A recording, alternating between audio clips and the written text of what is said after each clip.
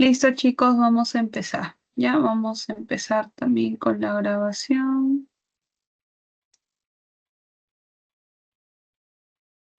Está grabando al parecer. Ya, un ratito.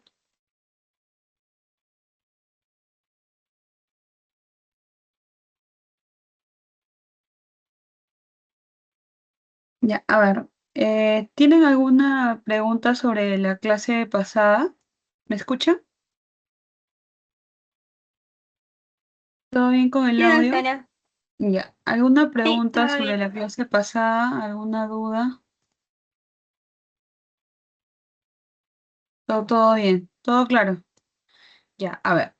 La semana pasada entonces habíamos hablado sobre todo lo que eran los principios de la farmacología, ¿no? Habíamos hablado, nos quedamos en todo, habíamos revisado todo lo que era la farmacocinética y quedaba para hoy día pendiente hablar sobre lo que es farmacodinamia, ¿verdad? ¿Se acuerdan qué cosa era la farmacocinética? ¿Se acuerdan o no se acuerdan? ¿De qué se encargaba la farmacocinética o de qué o qué era?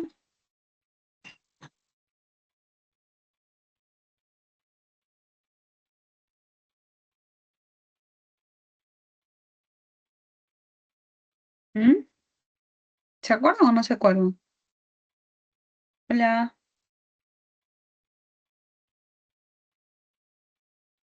hola. ¿De cómo Nada. actúa el fármaco en el organismo o al revés, doctora? No, era al revés, era como, o sea, Ah, es todo el proceso que pasa el fármaco o el medicamento dentro del organismo, es decir, lo que el organismo le hace al medicamento. ya sea el Ya. medicamento. Ay. Lo otro que tú comentas es la farmacodinamia. ¿Ya? Muy bien. Entonces, no se olviden que la farmacocinética constituye fases por las cuales el medicamento tiene que pasar, ¿no? Para poder recién llegar a su sitio de acción y cumplir su mecanismo de acción, ¿ya?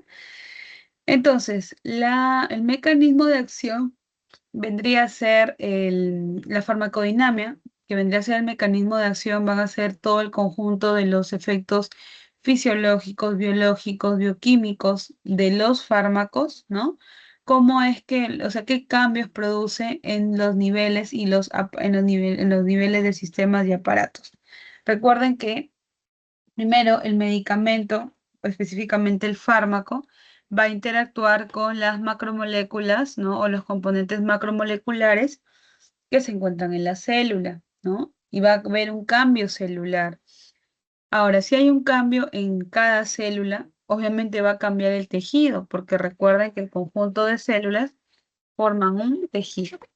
Y si el conjunto de células forma un tejido, el conjunto de tejidos, ¿qué cosa da origen? ¿Qué da origen el conjunto de tejidos?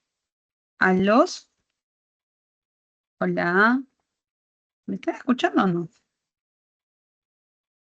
Sí, El doctora, sí se le conjunto de escucha. células, ya, si el conjunto de células es el tejido, el conjunto de tejidos, ¿qué cosa es?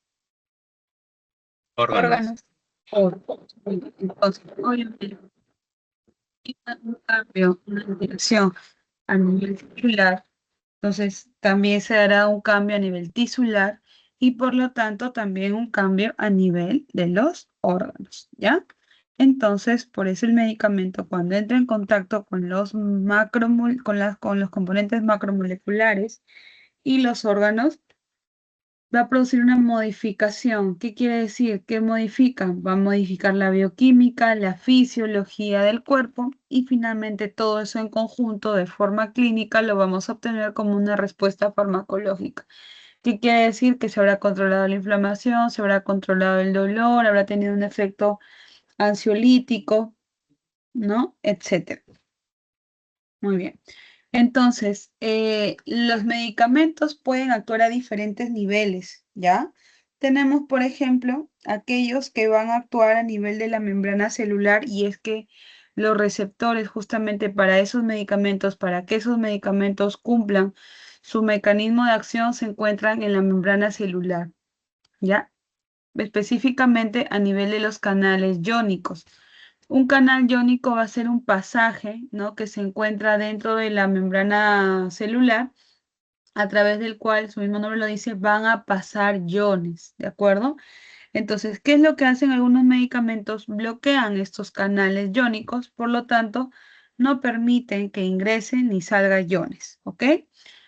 Ejemplo, los anestésicos locales que van a actuar a nivel de los canales de sodio dependientes de voltaje, y tenemos a las benzodiazepinas que van a actuar sobre otros receptores que también están en la membrana celular, que son los resultados, los canales de cloro, ¿ya? Ahora, habrán otros medicamentos que van a tener receptores que están acoplados a ciertas proteínas, ¿no? Entonces, estos, por ejemplo, van a ser receptores que tienen una proteína transportadora, que quiere decir, para que pueda pasar o atravesar la membrana, necesita un transportador, ¿no? Entonces es como que la molécula del medicamento viene, se une a esta proteína G, y eso le va a permitir unirse justamente a su receptor y poder atravesar o ingresar al interior de la célula. Luego tenemos otro tipo de receptores que se van a encontrar en el citoplasma, ¿no? Esos básicamente están asociados a algunas enzimas, como por ejemplo la sinasa. Las enzimas van a ser catalizadores, ¿no? Aceleradores o retardadores de algunas reacciones bioquímicas que ocurren a nivel intracelular. Entonces, si de repente el medicamento se une justamente a un receptor que esté asociado a este tipo de enzima, entonces va a bloquear justamente la acción catalizadora que tiene esta, y va a evitar que se produzcan estas reacciones químicas al interior de la célula, ¿ya? Y tenemos otros, pues, que tienen sus receptores dentro del núcleo. Ejemplo, tenemos acá los corticoides, ¿de acuerdo? Entonces, miren que existen receptores para los medicamentos a diferentes niveles, ¿no? Entonces, habrá receptores que están en los canales iónicos, otros que están asociados a algunas proteínas, como las proteínas G, otras que están ligadas a enzimas, ¿no? Como la sinasa, y otros que tienen, pues, sus receptores dentro del núcleo.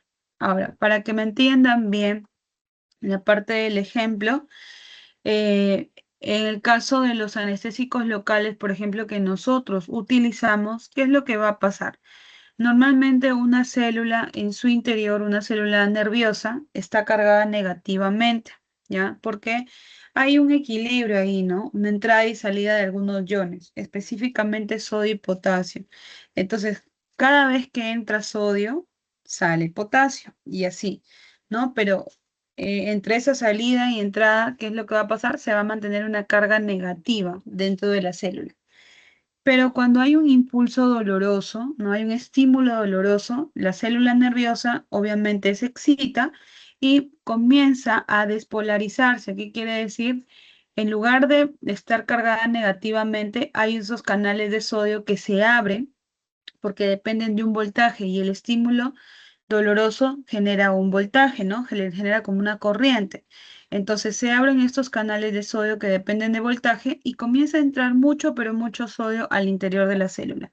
Como entra más sodio del potasio, más que el potasio que sale, entonces, ¿qué va a pasar? La célula va a comenzar a cargarse positivamente.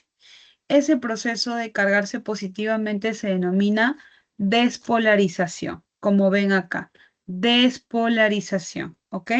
Entonces, se despolariza y obviamente no es que se quede ahí quietito, sino que va a transmitir ese proceso, ese impulso nervioso, esa conducción nerviosa, se la enviará a otra célula nerviosa, ¿no? Y esta pues llevará con el objetivo de llegar la información al centro nervioso del cerebro y que nosotros percibamos el dolor, ¿de acuerdo? Pero ¿qué pasa cuando nosotros administramos anestésicos locales? El anestésico local viene y bloquea ese receptor que está en el canal iónico. Entonces, como lo bloquea, ¿qué es lo que va a pasar? Que no va a permitir que ese canal se abra, más bien lo va a cerrar. como lo cierra, entonces no hay la transmisión, no hay la entrada de sodio, la célula no se despolariza, no se conduce ni pulso nervioso y obviamente por eso es que no se percibe la sensación dolorosa a nivel central. Por eso es que nosotros cuando anestesiamos podemos hacer nuestro procedimiento tranquilo porque hagamos lo que hagamos al paciente no le va a doler y es porque está bloqueada esa conducción nerviosa. ¿De acuerdo? ¿Se entendió esa parte? Doctora. Ya. Entonces, hay diferentes receptores, ¿ya? O moléculas que actúan o sea, actúan de diferentes formas. Por ejemplo, una molécula agonista, miren acá, tenemos un receptor y miren la forma que tiene. Exactamente para la molécula que tiene que encajar acá, ¿no? Entonces, un agonista sería una molécula que se va a unir a un receptor y lo va a estabilizar en una conformación particular, o sea, en una conformación activa. ¿Qué quiere decir? Viene la molécula del medicamento a su receptor, encajan bien y lo activa. Cuando lo activa, se produce esa actividad celular potenciada. ¿De acuerdo? Entonces, dependiendo del receptor, estos agonistas pueden ser ligandos endógenos o fármacos. ¿Qué quiere decir? Nuestro mismo cuerpo también produce sustancias químicas, como por ejemplo las catecolaminas, ¿no? La molécula de la adrenalina. Entonces, esa molécula para que se active tiene que actuar o acoplarse a un receptor, ¿no? Entonces, eso sería, por ejemplo, un ligando endógeno. Ligando le llaman a esta molécula que viene a unirse con el receptor, ¿de acuerdo? Entonces, cuando se produce esto, ¿qué es lo que va a pasar? Va a haber una actividad celular normal, ¿verdad? Se produce una actividad. Esta es la membrana, ¿no? Esta que ustedes ven acá es la membrana celular. Entonces viene, se une al sitio receptor y se produce una actividad celular normal, ¿no? Esto es lo que ocurre antes del fármaco. Miren acá, antes del fármaco, una sustancia natural, como por ejemplo lo que les digo, la adrenalina, ¿no? Es lo que ocurre en el cuerpo a diario. Viene el ligando endógeno, se une al receptor y funciona con normalidad. Hay una actividad normal. Pero ¿qué pasa con un fármaco agonista? Miren acá.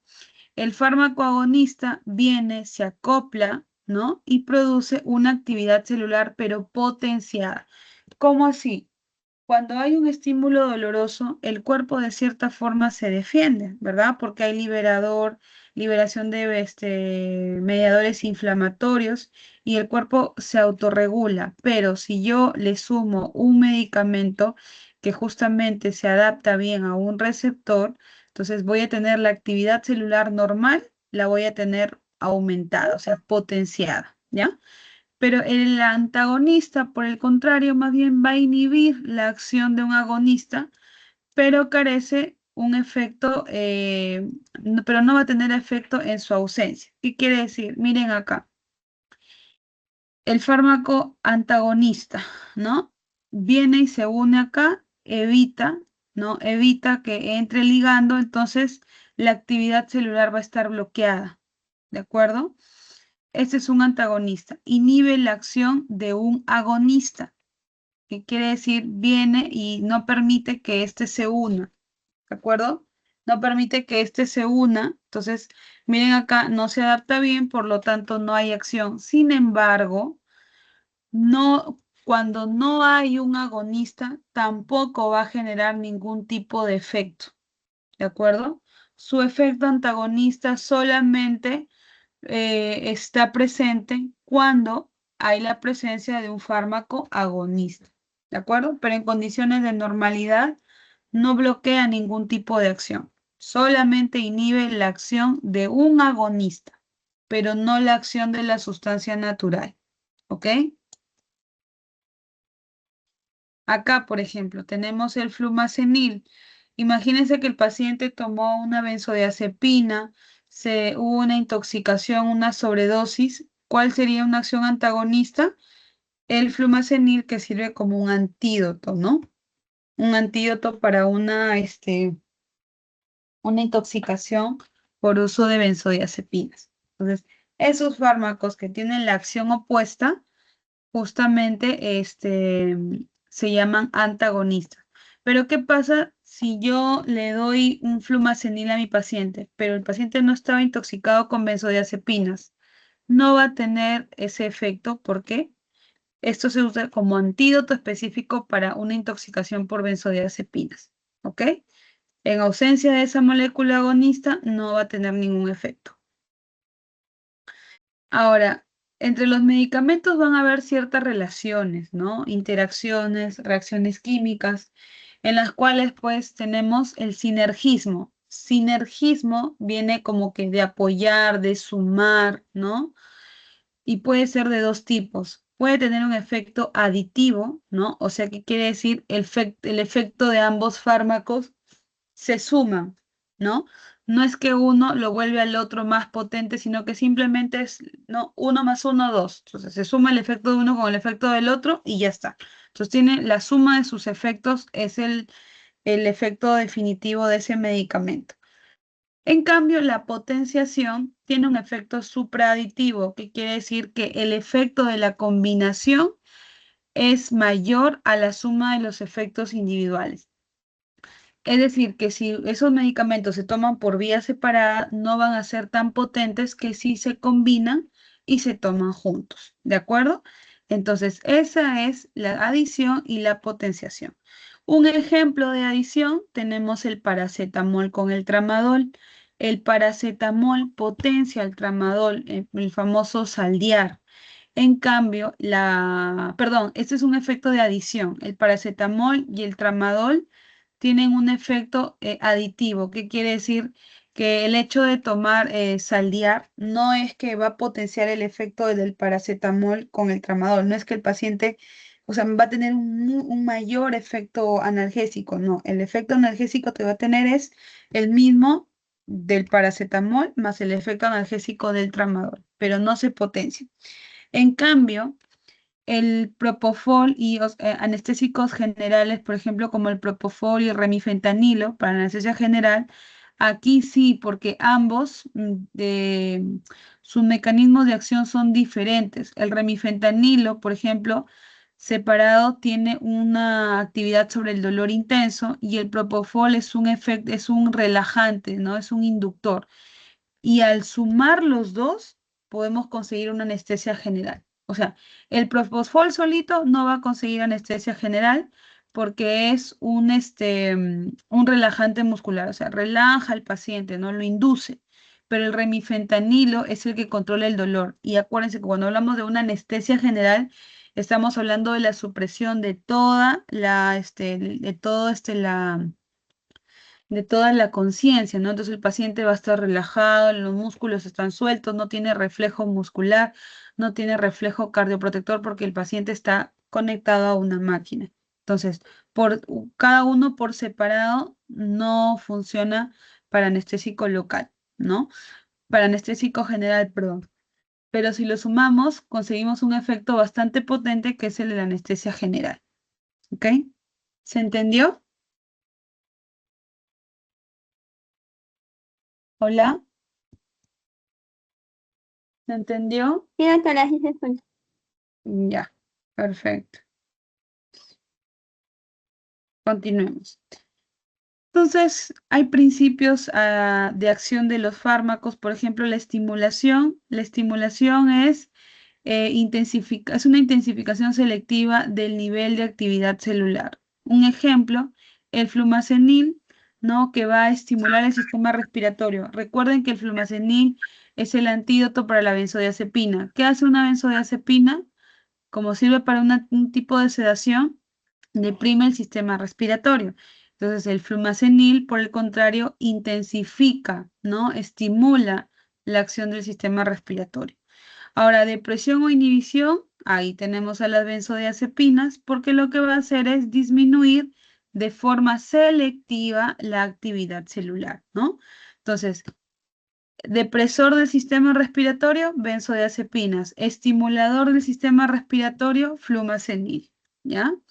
Irritación, por ejemplo, los AINES, ¿no? Los AINES tienen un efecto antiinflamatorio y en algunos casos analgésicos, pero también tienen un efecto irritativo específicamente cuando son preferentes de la ciclox 1, de la vía de inhibición de la ciclox 1, que es aquella que está asociada a la producción de protectores de la mucosa gástrica. Entonces, por eso es que los AINES tienen ese efecto irritativo y son gastrolesivos, ¿no? Es un efecto no selectivo, a menudo es nocivo, pudiendo alterar la función. Entonces, los AINES por lo general no son selectivos. Los selectivos son los de la ciclos 2, por ejemplo, los COPSID, pero los demás AINES no son selectivos de una sola vía de ciclooxigenasa.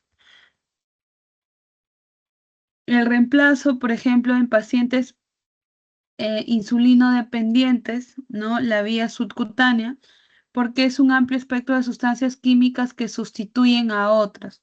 Entonces, pacientes que reciben insulina a través de por vía subcutánea, ¿por qué lo hacen? ¿A qué están sustituyendo? A la insulina que no se está produciendo de forma fisiológica, ¿ya? Entonces están, por ejemplo, pacientes que toman levotiroxina, están sustituyendo a esa hormona que no se produce normalmente en el cuerpo, ¿ya? Porque hay un problema con la tiroides, tumores, cánceres, pacientes posoperados de tiroidectomías. Entonces, cuando algo no se está produciendo en el cuerpo, existen estos sustitutos, ¿no? Por ejemplo, las ampollas para controlar la dislipidemia o el síndrome metabólico, la diabetes. Y luego tenemos la acción citotóxica, su mismo nombre lo dice. Va a ser una acción tóxica porque va a eliminar formas de vida o crecimientos malignos, pero lo hace de forma selectiva. Por ejemplo, aquellos quimioterápicos que van a actuar específicamente sobre aquellas células que tienen un crecimiento rápido, un crecimiento anormal, las células neoplásicas, ¿ya? Y también los bactericidas, ¿no? Todo lo que son antimicrobianos porque actúan específicamente sobre esos microorganismos. Chicos, un minutito, por favor. Un ratito, un ratito. No, un minuto, por favor.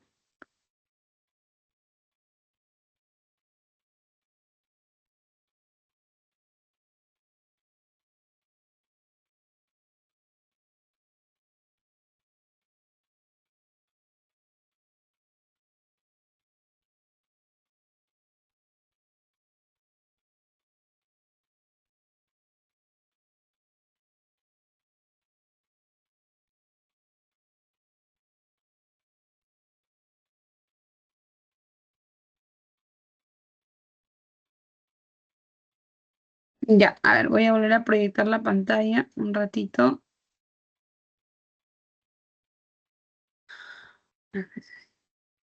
Uy,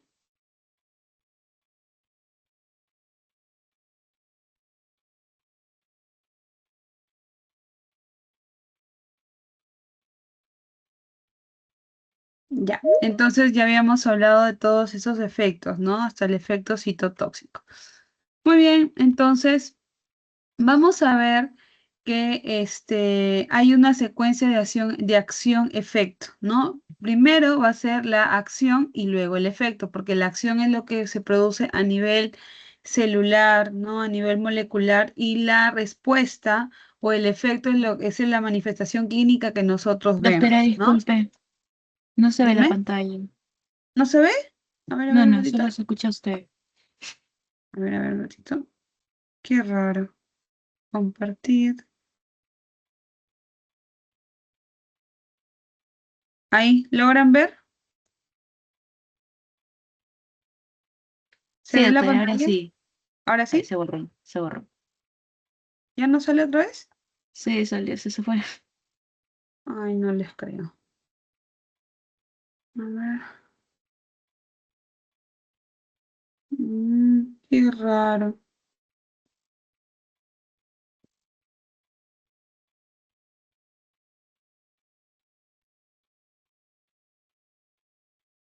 Ya.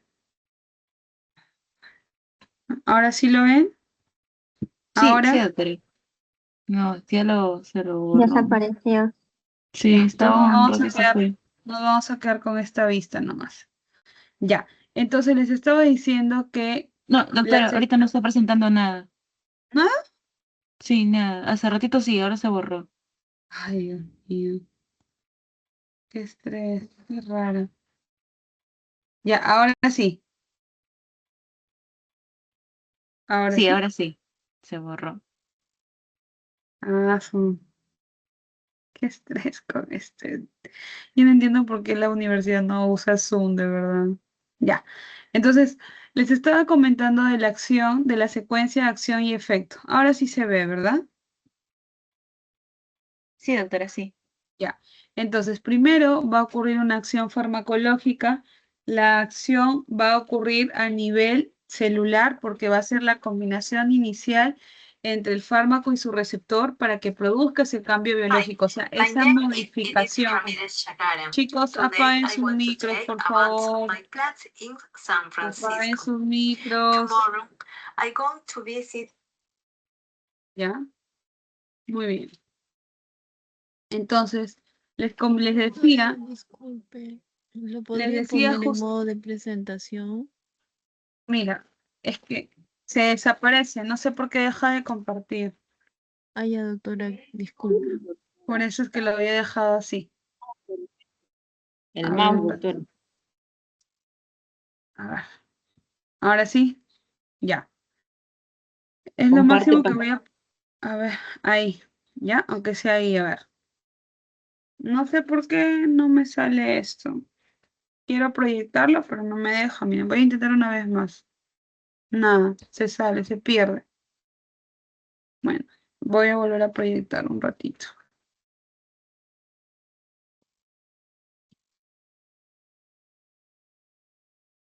Bueno, igual ya falta poquito de esta clase, ¿ya?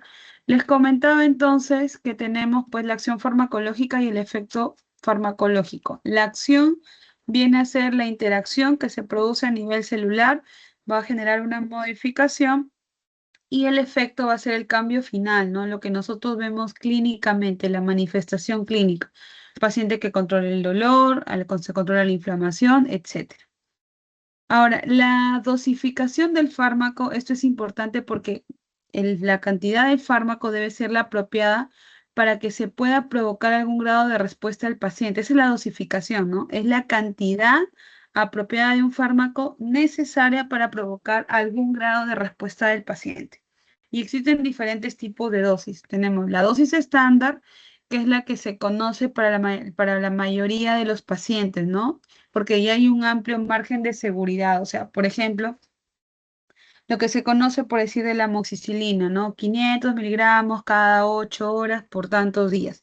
Esa dosis de 500 miligramos es la dosis estándar, ¿de acuerdo? Ahora, la dosis regular va a ser, el fármaco nos dice modifica la función del organismo finamente regulado, dice que puede ser medida con facilidad. El fármaco modifica la función del organismo regulado que puede ser medida con facilidad. O sea, la dosis regular es, por ejemplo, lo que nosotros podemos calcular, ¿no?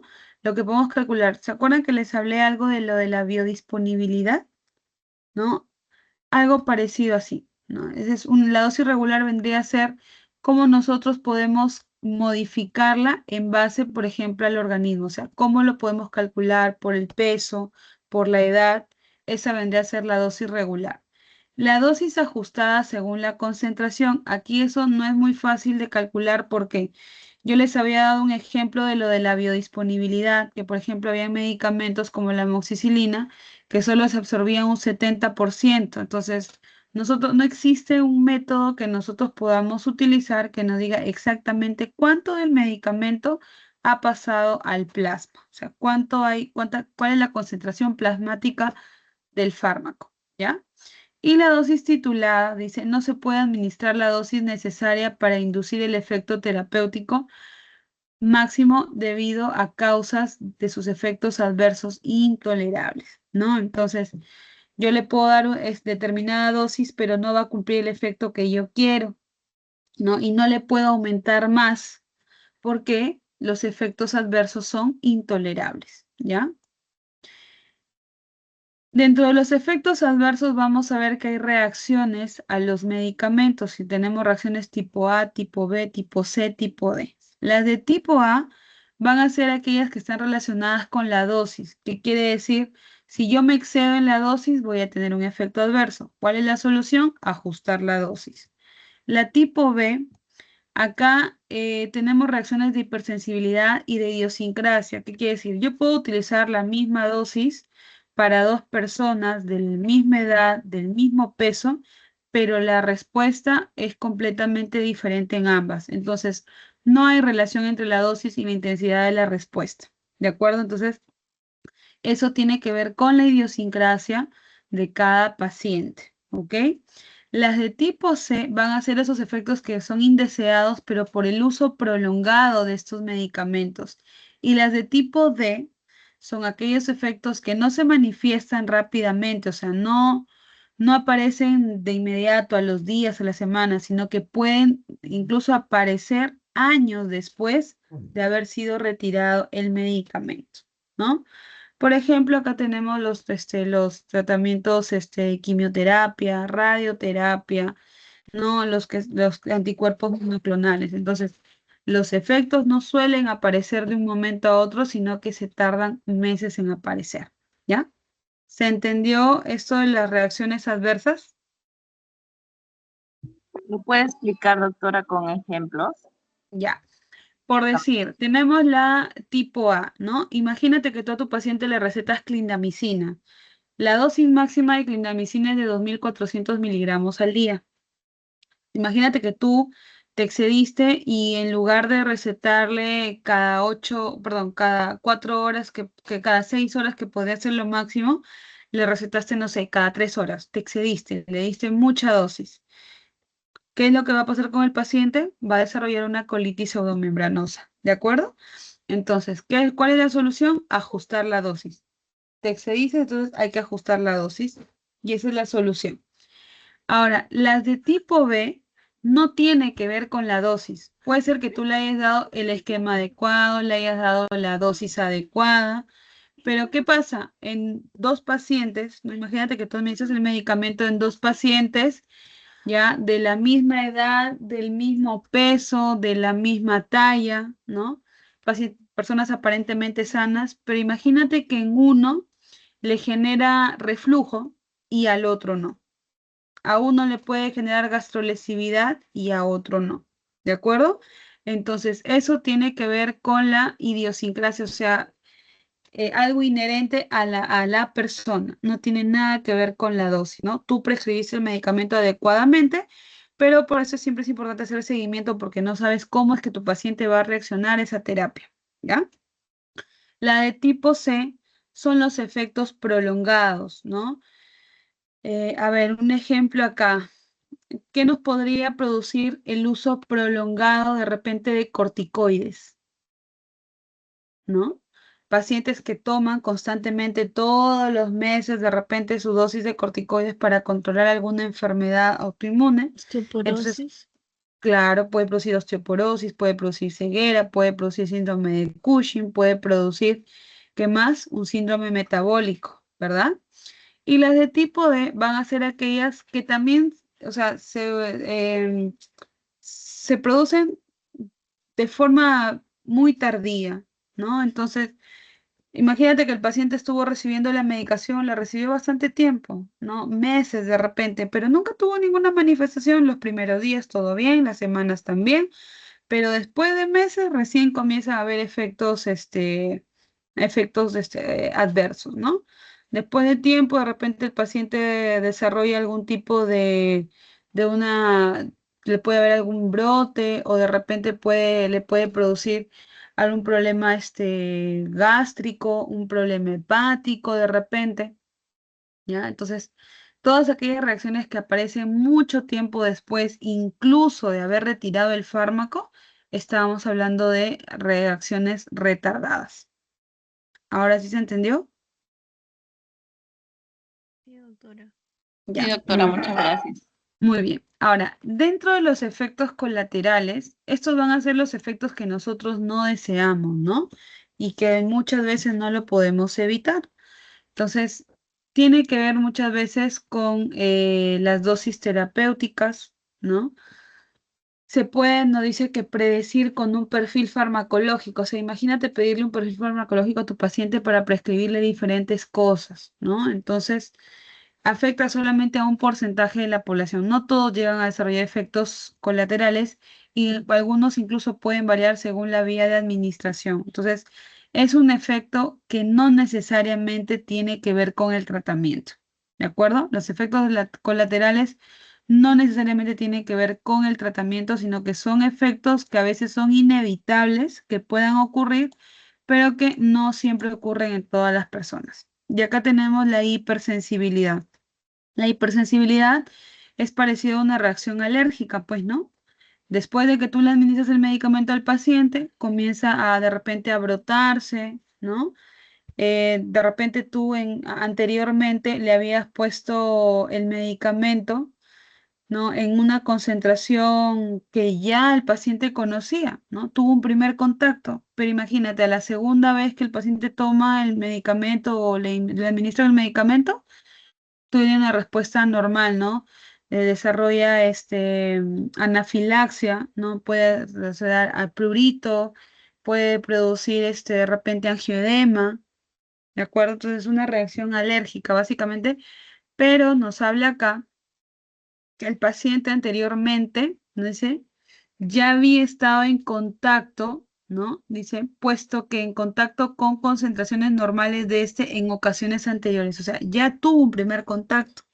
Entonces, siempre cuando uno entra en contacto por primera vez con algún agente químico, un fármaco, esto funciona como un antígeno, ¿no? Por ejemplo, ¿por qué creen que a nosotros nos administran el virus de la vacuna inactivado o atenuado? ¿Por qué? Porque es una forma de un primer contacto para que nuestro cuerpo lo reconozca y forme anticuerpos justo contra ese antígeno. Entonces, si la primera vez tuvo un contacto en una dosis normal, en una concentración normal, y después de un momento a otro el paciente en una segunda interacción de repente presenta una reacción de hipersensibilidad, ¿no? Una reacción alérgica, entonces habría que eso indagar, ¿no? Imagínense, el paciente por primera vez le da ibuprofeno, no pasó nada. A la segunda dosis el paciente se enroncha o el paciente comienza a tener dificultad respiratoria, ¿ya? La idiosincrasia es la respuesta atípica a una droga, ¿no? Se usa en dosis apropiadas. Dice que ocurre cuando el medicamento se administra por primera vez a un paciente. Entonces, ¿cuál es la diferencia entre la hipersensibilidad y la idiosincrasia? Que en la hipersensibilidad ya hubo un contacto previo en dosis normales, en la idiosincrasia no. Primera vez que tú la administras a un paciente y te produjo una reacción adversa, ¿ya? El efecto paradójico es el efecto opuesto a lo que tú esperas, ¿no? No dice, es igual o parecido a un cuadro patológico para el cual se utilizó el medicamento, ¿no? Entonces, imagínate que tú le das a un paciente una medicación para controlar la infección y resulta que la infección se agudiza más. Es un efecto paradójico. El efecto rebote, su mismo nombre lo dice, ¿no? Es como que se invierte rápidamente el efecto que se consiguió porque hay una supresión brusca de la medicación. Entonces, imagínense pacientes que toman medicamentos para bajar de peso, lo suspenden. ¿Qué pasa? Hay un efecto rebote porque el efecto logrado se invierte rápidamente. ¿Se entendió esa parte? Sí, doctora. Muy bien. El efecto teratogénico, eso es un término sumamente conocido, va a ser aquel pues produzca malformaciones o anomalías, ¿no? En el feto. Eso es básicamente en el periodo embrionario y por eso hay toda una categoría de la FDA de qué medicamentos se pueden o no se pueden utilizar según los trimestres de embarazo. La taquifilaxia va a ser la respuesta rápida, la disminución rápida de la respuesta a una droga cuando se administra repetidamente. Entonces, imagínense, tú la administras por primera vez, va el paciente como que disminuye esa respuesta. Imagínate que la primera vez, no sé, pues el paciente se enronchó y es como que el mismo cuerpo va produciendo de repente algún tipo de anticuerpos, defensas, entonces como que el cuerpo lo va reconociendo, se va familiarizando, entonces una próxima interacción ya la medicación ya no le va a causar ese efecto adverso, ¿no? Ese efecto adverso va disminuyendo progresivamente. Ahora tenemos otro que es la tolerancia. Acá nos dice que es la respuesta gradual. Esta es la diferencia en la taquifilaxia con la tolerancia. Taquifilaxia es una disminución rápida, o sea, de un momento a otro disminuyó la respuesta del cuerpo a una droga. En cambio, la tolerancia es gradual, ¿no? Una droga que se usa por un tiempo prolongado. Y acá yo les había puesto de ejemplo los opioides y también las benzodiazepinas. Paciente primero inicia con un cuartito de tableta para poder dormir. Poco a poco ese cuartito de tableta ya no le es suficiente. Empezará con media tableta. Después esa media tableta ya no es suficiente para dormir. Empezará con una tableta y así progresivamente.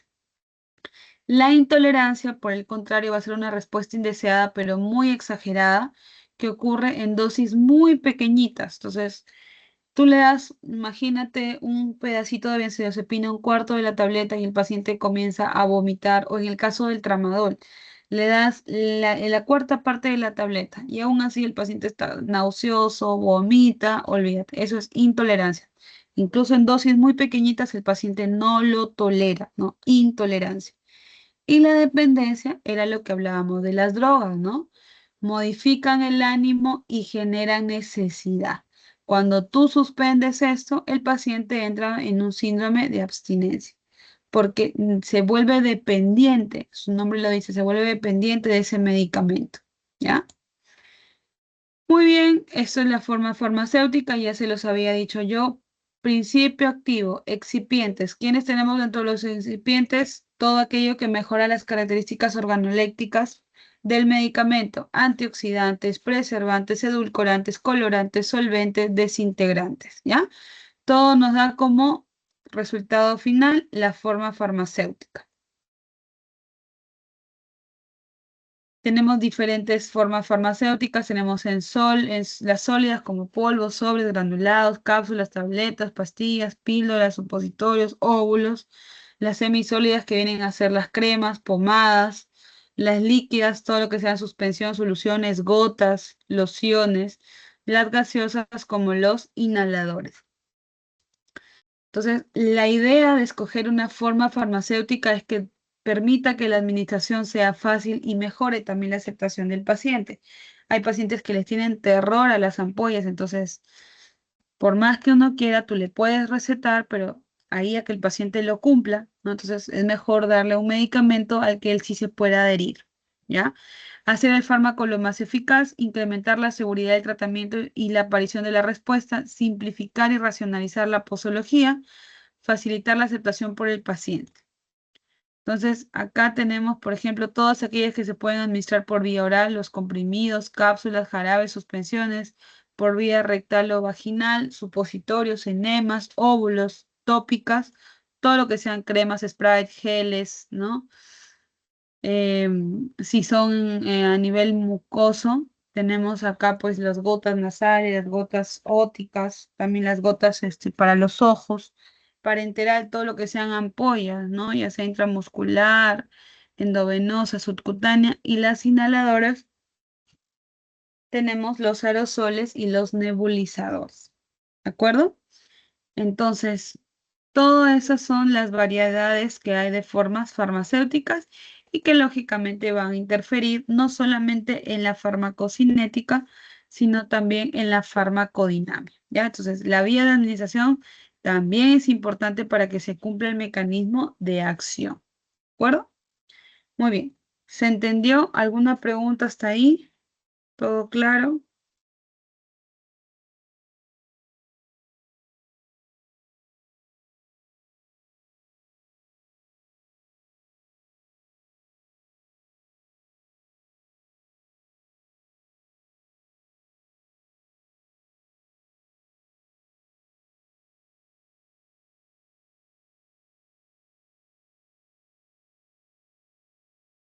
¿Alguna pregunta hasta ahí?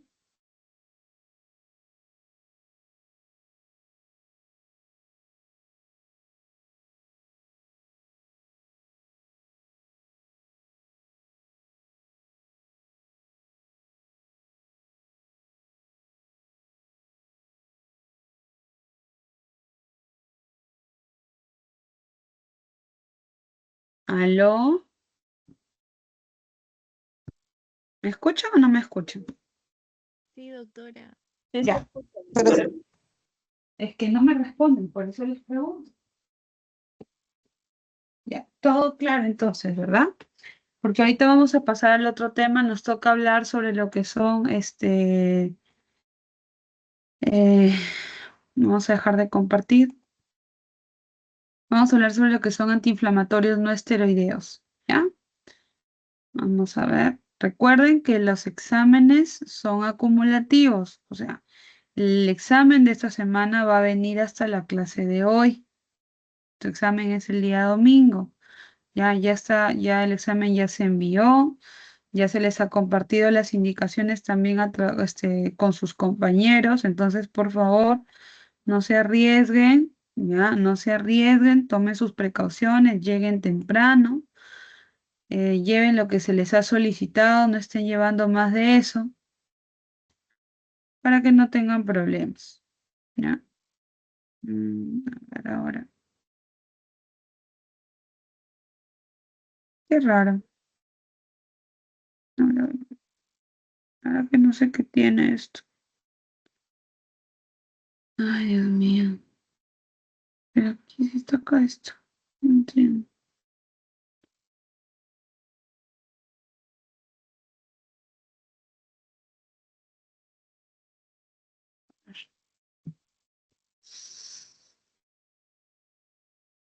Ahí está acá. Muy bien.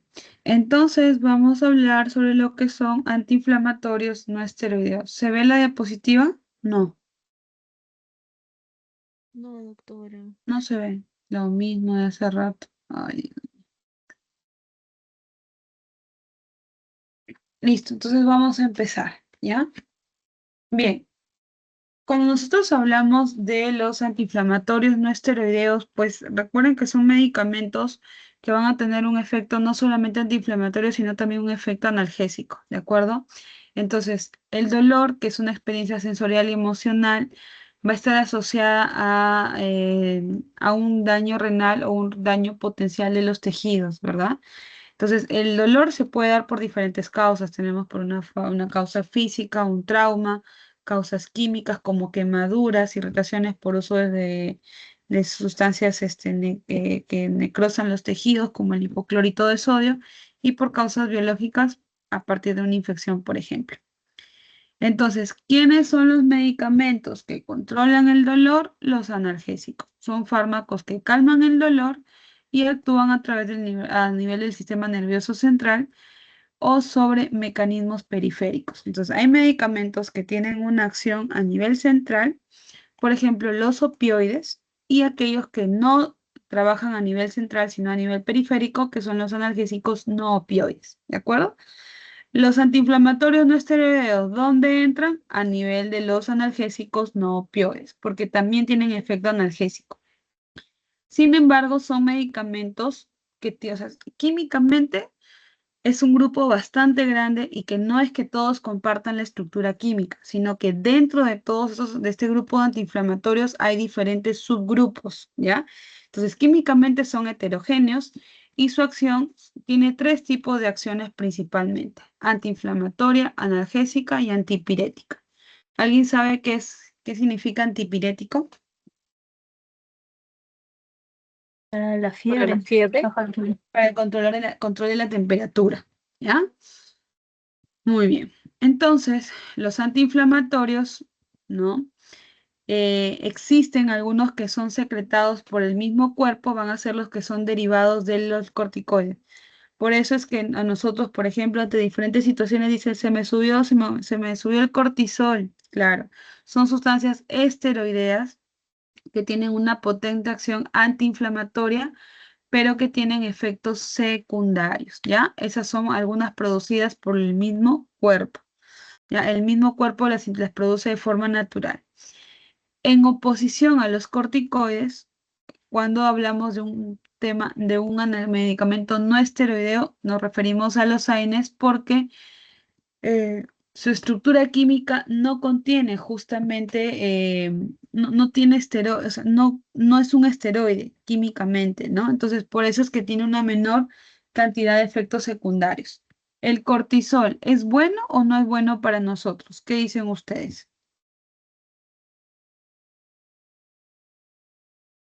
¿Mm? Dependiendo. El cortisol. ¿Mm? En cierta medida, doctora.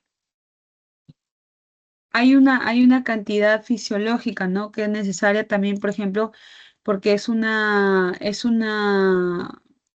hormona, finalmente, que también participa en el sistema, el control de la presión a nivel renal, se produce, ¿no? Cortisol. Entonces, en cantidades normales, obviamente que es necesario para el cuerpo. El problema es cuando hay un aumento justamente del cortisol, ¿ya? El cortisol, por ejemplo, es la hormona del estrés que nosotros la utilizamos en el día, ¿no? Que se produce a muy tempranas horas para que podamos hacer nuestras actividades. Si no produjéramos cortisol, de repente todo el día estaríamos como zombies, ¿no? Nunca reaccionaríamos. Pero en exceso es dañino, lógicamente. Ahora, los AINES también tienen un efecto antiinflamatorio, pero tienen menor cantidad de efectos secundarios que los corticoides, ¿ya? Entonces, los AINES van a ser un grupo de medicamentos que ayudan a controlar, ya les dije, la inflamación, el dolor agudo y crónico. Por lo general son ácidos orgánicos, poseen funciones antipiréticas, antiinflamatorias y analgésicas, ¿de acuerdo? Entonces nos sirve para el control del dolor inflamatorio, del dolor visceral y también, miren acá, para el dolor neuropático. Son los fármacos que más se prescriben, o sea, más se utilizan para poder controlar procesos inflamatorios. Entonces, el mecanismo de acción de los antiinflamatorios no esteroideos, eh, a nivel celular va a haber una inhibición de las vías de la ciclooxigenasa, va a reducir la producción de prostaglandinas, incluso prostaglandinas que son importantes para proteger la mucosa gástrica. Por eso es que uno de los principales defectos de estos antiinflamatorios no esteroideos es que son gastrolesivos. Pero no solamente tienen el lado malo, sino que lo bueno es que alivian el dolor y controlan la inflamación. Entonces, miren acá. El mecanismo de acción. Tenemos acá un tejido injuriado. El tejido injuriado va a producir ácido araquidónico y este ácido araquidónico ya se produce porque acá hay una enzima que se llama la fosfolipasa A2, esto justamente. Entonces, y esta fosfolipasa A2 hace que se produzca, es una enzima que hace que se produzca ácido araquidónico. El ácido araquidónico puede tomar diferentes vías. La vía de la ciclox 1 constitutiva, la ciclox 2 constitutiva y la ciclox 2 inducida. Entonces, ¿cuál es el mecanismo de acción de los antiinflamatorios no esteroideos? Bloquear esta, ¿no? O inhibir la enzima de la ciclooxigenasa. El problema es que no lo hacen de forma selectiva, sino que cuando bloquean tanto la ciclox 1 y bloquean ambas ciclox 2, ¿de acuerdo? Entonces, y por lo general la ciclox 1 está asociada a un efecto gastroprotector. Entonces, miren, tenemos el agente agresor, acá está la membrana celular. Miren acá, en la membrana celular, recuerden que está formada por una bicapa de lípidos. Entonces, a partir de esa bicapa de lípidos, miren, obtenemos los fosfolípidos y esos fosfolípidos van a ser desintegrados o metabolizados por una acción química mediada por la fosfolipasa 2. Entonces, a partir de esos fosfolípidos, por acción de la fosfolipasa 2, conseguimos ácido araquidónico, ¿no? Entonces, ese ácido araquidónico puede ser también por acción de otra enzima que se llama la lipoxigenasa, va a producir leucotrienos que promueven la inflamación. Entonces, pero este ácido araquidónico va a seguir diferentes vías. Tenemos la vía de la ciclox 1 constitutiva, ya les dije, la ciclox 2 constitutiva y la ciclox 2 inducida. En el caso de la ciclox 1 constitutiva, viene a ser esa enzima que va a tener una acción muchas veces protectora, ¿de acuerdo? Miren acá, tenemos la prostaglandina 1, 2, perdón, I2 y tenemos la prostaglandina E2. ¿De acuerdo? Tenemos acá a partir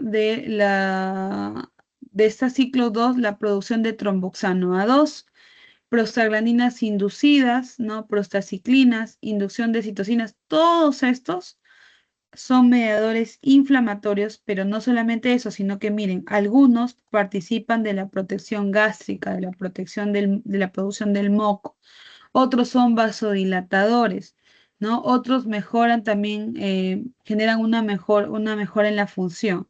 Otros son agregantes de plaquetas, por eso es que, por ejemplo, la aspirina, que es un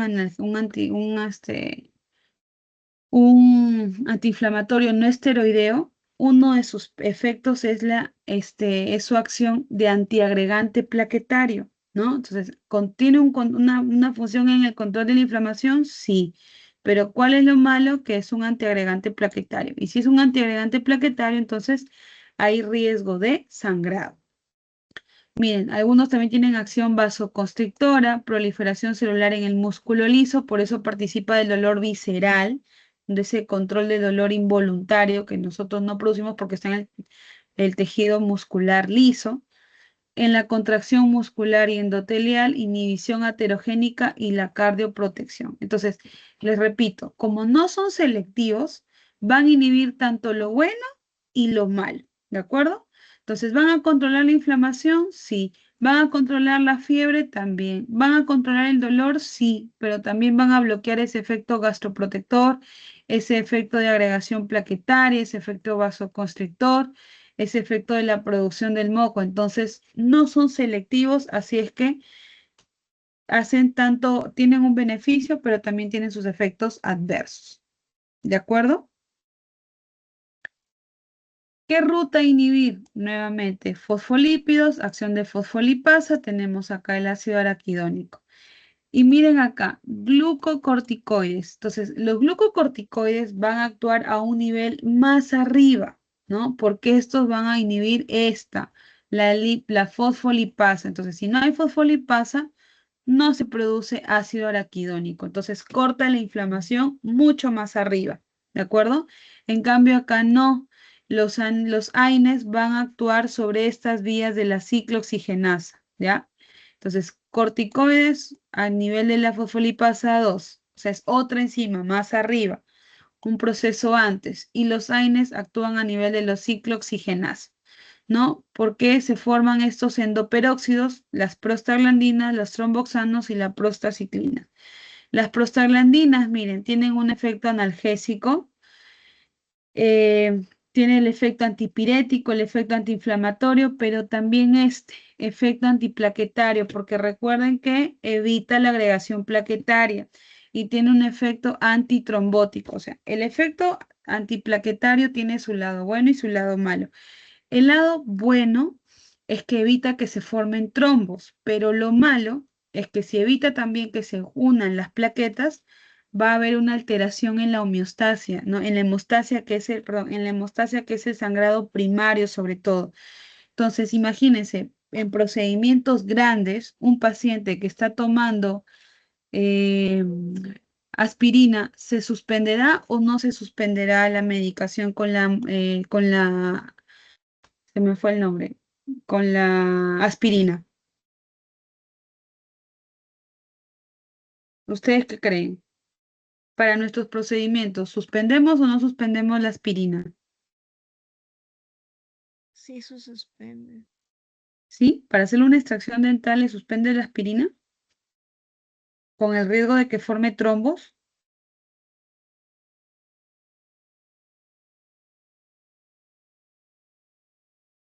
No, no se suspende. Ujú, exactamente. Cuando son procedimientos pequeños, siempre hay que valorar riesgo-beneficio, ¿de acuerdo? Y lo ideal es que en esos casos no se suspenda, ¿ya? No se suspenda, ¿por qué? Porque estamos suprimiendo este efecto antitrombótico, ¿de acuerdo? Muy bien. Entonces, a nivel del tromboxano, ¿cómo es que actúan cómo es que actúan estos AINES? Incremento de la agregación plaquetaria. Entonces, todo lo contrario, ¿verdad? Entonces, a nivel de las prostaglandinas, evita la agregación plaquetaria. A nivel de los tromboxanos, produce un incremento de la agregación plaquetaria. Y ahí viene el riesgo, por ejemplo, porque en pacientes no quieren indicar, por ejemplo, AINES u otros, porque como hay un incremento de la agregación plaquetaria, ese va a tener más bien un efecto trombótico, ¿no? Entonces, eso tiene que ver relacionado con la presión. Si hay mayor agregación plaquetaria, va a haber una mayor resistencia va a haber un aumento de la resistencia dentro del vaso, ¿no? Entonces, ¿eso qué va a generar? Un aumento de la presión. Si generan vasoconstricción, también hay aumento de la presión. Entonces, de ahí que algunos pacientes con problemas de presión alta no les quieran recetar ibuprofeno u otros AINES, ¿ya? En la prostaciclina, desagregación plaquetaria y vasodilatación. Entonces, si se dan cuenta, como no tienen, o sea, son efectos variados que se pueden dar, miren, a partir de de este ácido araquidónico, cómo se metaboliza, los AINES van a bloquear las diferentes acciones, ¿ya? Entonces, no son selectivos. Algunos, por ejemplo, la aspirina, tiene mayor acción sobre la ciclox 1, por eso es un antiagregante plaquetario. Incluso es más antiagregante plaquetario más que analgésico. Y por eso la aspirina, por ejemplo, las indican en los dolores migrañosos, dolores de cabeza, porque siempre cuando hablan de esas migrañas lo asocian con un problema de flujo sanguíneo, ¿no? A través, en la región, en la cabeza, ¿no? Una disminución puede ser por la presencia de trombos. De esa manera la asocian, por eso es que la aspirina es utilizada tanto para dolores de pecho, para dolores de cabeza, para mejorar la perfusión sanguínea y evitar justamente esa acción trombótica. ¿De acuerdo?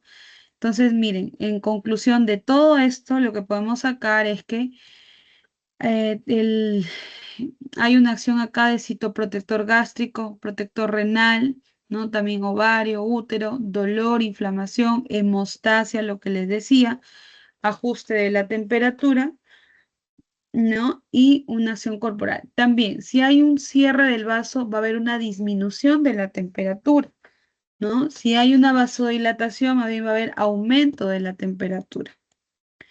Entonces, según la escala de dolor de la OMS, cuando presente un paciente un dolor leve, se indica paracetamol, que es de los medicamentos más seguros, o se puede recetar AINES por vía oral. Dolor moderado, opioides débiles, ¿no? O AINES intramusculares. Un dolor severo, opioides fuertes. Estamos hablando acá, por ejemplo, morfina o psicodona. Y los AINES miden intravenosos. Y si es un dolor extremo, entonces acá hablamos de opioides fuertes, pero también inductores, ¿no? Ay, se me fue este nombre, AG, disculpen chicos, para no quedarles mal, esperen rapidito, lo busco. Un ratito, inductores de la AG.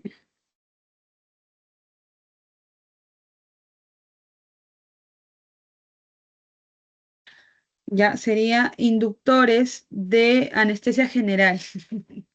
Esta sigla, de anestesia general. Lo que les estaba hablando hace rato, ¿no? Lo del propofol o lo del remifentanilo.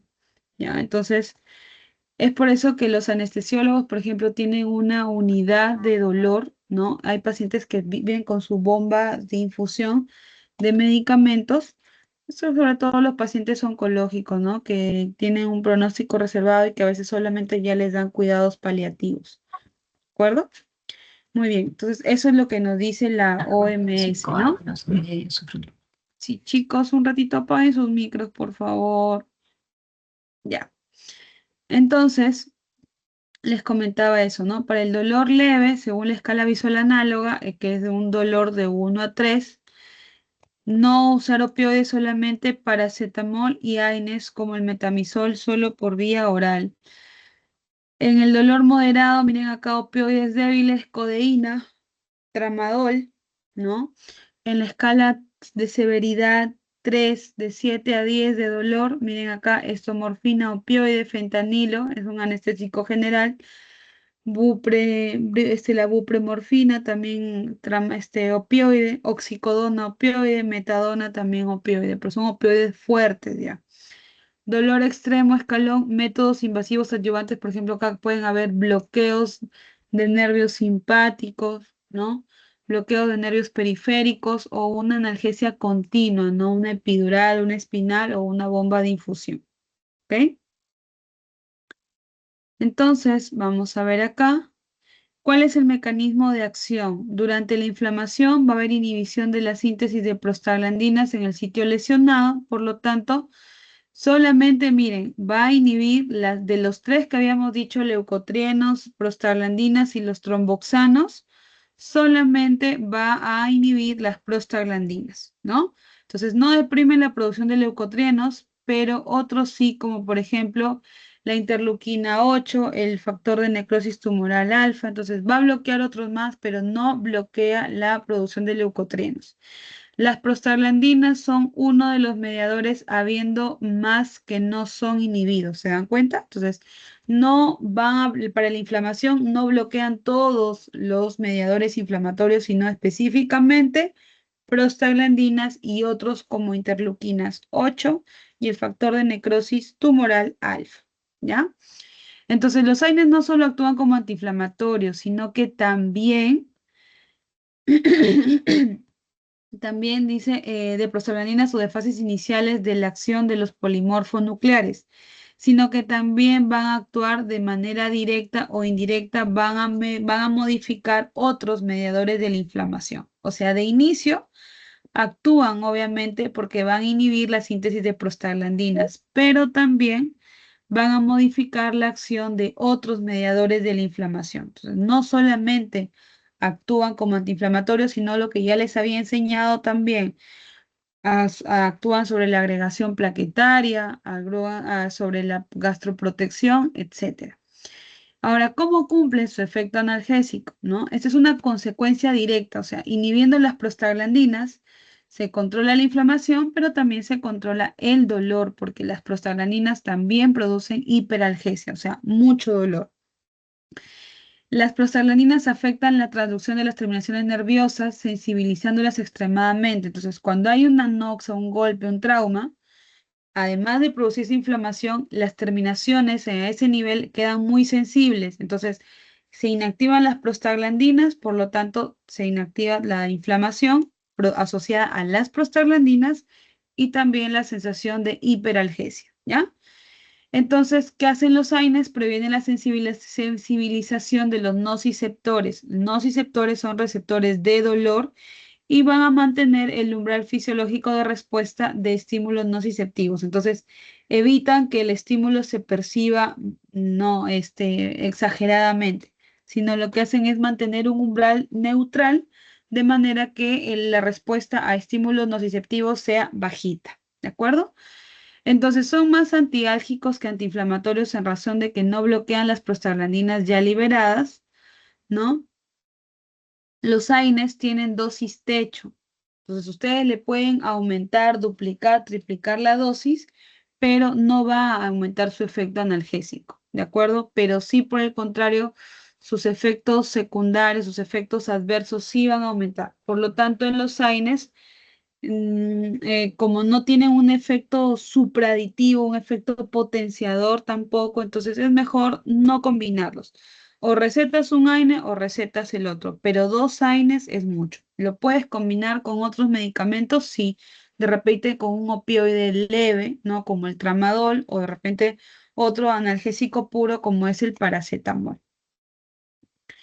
Entonces, ¿y ahora cómo bloquean la fiebre? Acá van a actuar a nivel de otros mediadores inflamatorios como son las citoquinas, algunas interleuquinas, como por ejemplo la interleuquina 1 beta, la interleuquina 6, el interferón alfa, el interferón beta y el factor de necrosis tumoral alfa, ¿no?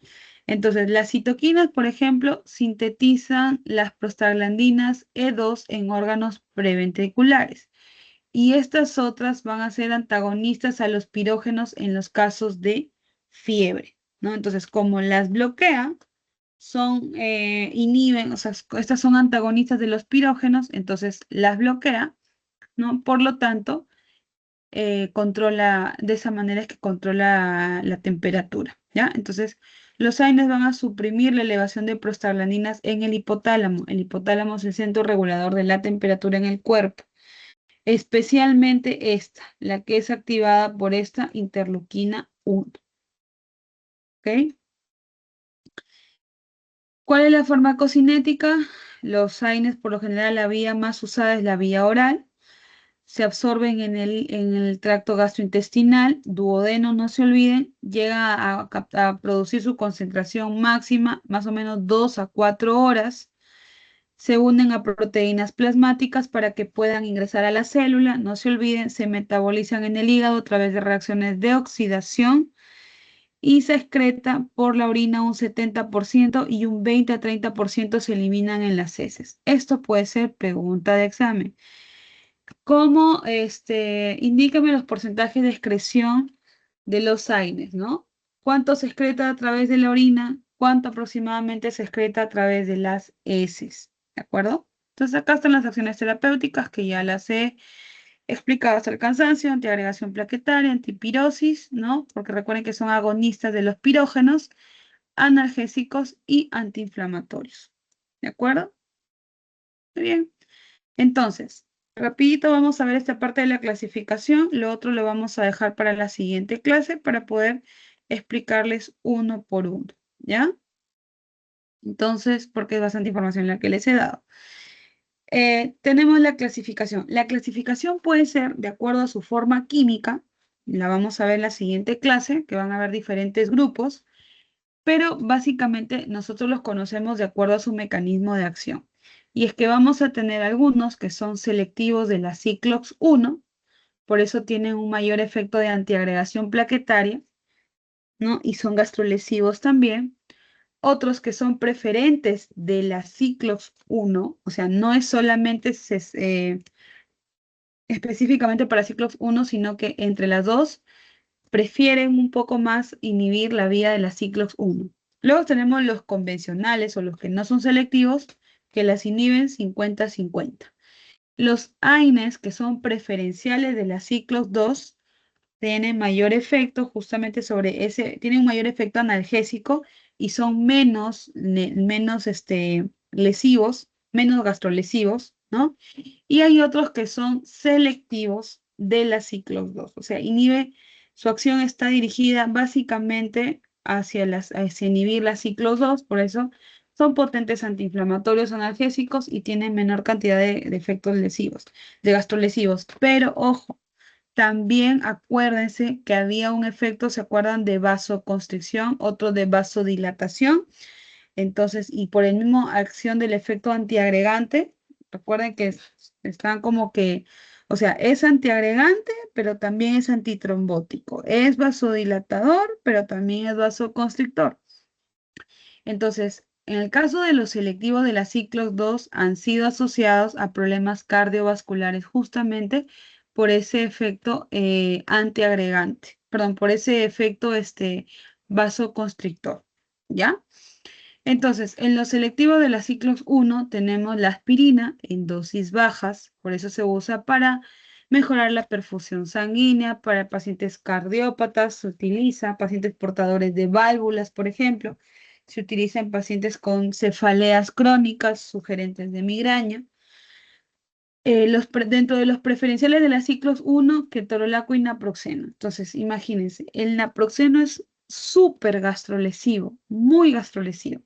Entonces, pero entre recetar naproxeno e ibuprofeno, es 1000 veces mejor recetar naproxeno, ¿ya? Lógicamente que para diferentes casos, la ventaja del naproxeno es que por el tiempo de vida que tiene, hay dolores que los puede controlar por más tiempo, por ejemplo, los dolores de cabeza, ¿de acuerdo? El problema, o sea, tiene un efecto más prolongado, pero el problema es que daña más la mucosa gástrica. ¿Ya? Entonces, a veces el naproxeno por lo general se receta cada 12 horas, no cada 8. En cambio, el ibuprofeno es como que 50-50, igual que el ketoprofeno, ¿no? 50-50, entonces, pero acá sí su posología es cada 8 horas. Los preferentes de Ciclox 2 tenemos acá el meloxicam, el clonidinato de lisina, el diclofenaco, miren, menos gastrolesivo, y una ventaja también es que sobre todo se administra más por vía intramuscular, por vía parenteral. Y luego tenemos en los selectivos todos los COPSID, Roficopsid, Etoricopsid, Selecopsid. Se le conoce como nombre comercial como Arcoxia, ¿ya? Entonces, esos son los AINES, por ejemplo, los selectivos de la Ciclox 2, ¿de acuerdo? Muy bien. Un ratito, chicos, voy a marcar mi salida antes que me quede sin poder marcar. ¿Hasta ahí tienen alguna pregunta, alguna duda? ¿Todo que les haya quedado claro? ¿No les haya quedado claro nada? Los leo o los escucho, mejor dicho.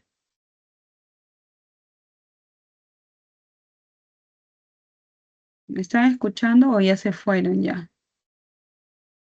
Ujú. Hola, Acá estamos, doctora. ya está. ¿Quedó claro entonces? ¿Alguna pregunta que tengan? ¿O todo bien? Doctora, entonces como marca podemos hablar que la Pronax no se puede recetar cada 6 horas ni 8 horas. No, cada 12 horas e idealmente para dolores dentales, la Pronax en realidad no es muy efectivo. Lo más efectivo Ujú. que le pueden dar es un ibuprofeno.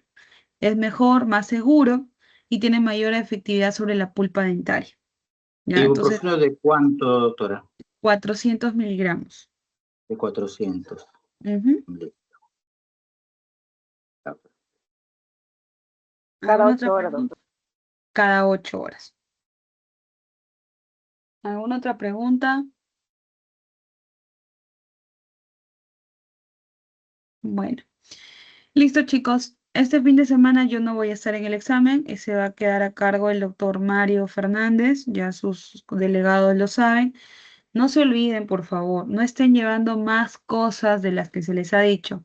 Lo que tienen que llevar son DNI, su lápiz grafito 2B, porque después no quiero reclamos que doctora no me leyó, que yo tengo dudas. No, se pasan todas las fichas ópticas por el escáner y no hay opción a reclamo, porque eso ya es bajo su responsabilidad. El ciclo pasado, a un alumno lo encontramos copiando descaradamente en la computadora. Nosotros nos enteramos y yo entré a revisar el historial y estaban todas las preguntas que le había consultado. Pensó que había pasado desapercibido, que nadie se había dado cuenta. Finalmente tengo entendido que ese joven no aprobó y me parece que no sé si va a repetir porque, o sea, no solamente fue eso, sino que también tenía problemas de conducta, me parece, en el internado. Entonces, no se arriesguen, chicos. Ustedes no están compitiendo entre ustedes compiten con ustedes mismos porque su objetivo es repasar, recordar, prepararse mejor, porque ustedes son la carta de presentación de su universidad para la sociedad. Entonces, si no se capacitan, si no estudian, si no refuerzan, entonces, a qué van a aspirar? O sea, su expectativa no me imagino que sea solo estar en las cuatro paredes de su consultorio y ya está. Entonces, tienen que pensar en hacer una especialidad, en seguir creciendo. Y la única forma es estudiar. Entonces, no saquen la vuelta, no se hagan los vivos, porque finalmente no nos engañan a nosotros, engañan a ustedes. He sido bien clara con las indicaciones que les he hecho llegar a través de sus compañeros, entonces ya les dije, ustedes lleguen temprano a partir de las 8 de la mañana y los doctores van a ser quienes los van a ubicar en cada aula, ¿ya? El examen va a ser escrito justamente a raíz de ese problema. Se conversó con la universidad, hemos insistido a la universidad porque no es posible esa modalidad de evaluación, pues, ¿no? Siempre es así. En lugar de que el alumno gaste su energía en estudiar, en repasar, está pensando siempre más bien en cómo sacarle la vuelta al sistema. Y eso no puede ser. ¿De acuerdo? Entonces, ya para el siguiente examen tendremos el gusto de conocernos en persona. Estudien, por favor, las clases van a estar grabadas. Y ya saben, el día domingo, 8 de la mañana, el examen arranca a las 9. Después de las 8:50 nadie entra. Ya les van a cerrar la puerta y nadie más entra. Aunque el examen no haya empezado. ¿Por qué? Porque los doctores tienen que tomarse su tiempo de controlar la asistencia, de ubicarlos, de entregarle las fichas, que ustedes puedan llenar sus fichas, revisar que todo esté completo. ¿De acuerdo? Entonces, por favor, Doctora, una consultita. Ujú. Doctora, ¿hacia dónde nos dirigimos el día domingo? ¿Hacia qué departamento? Normalmente el examen siempre se está tomando en la torre que va para la Raburra y Unanue, Ya, ¿ya? claro, en las teorías. Sí, si no es en el quinto, es en el sexto piso. Ah, Uno de Local esos 1, dos. doctora. Sí, en el local 1, sí, quinto o Ujú. sexto piso. Siempre nos han dado esos ambientes, ¿ya? Ujú.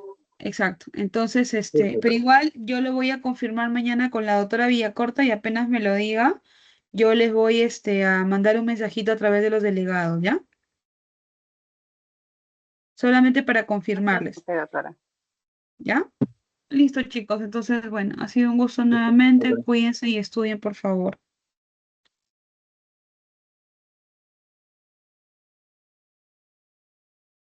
Hasta luego, doctora.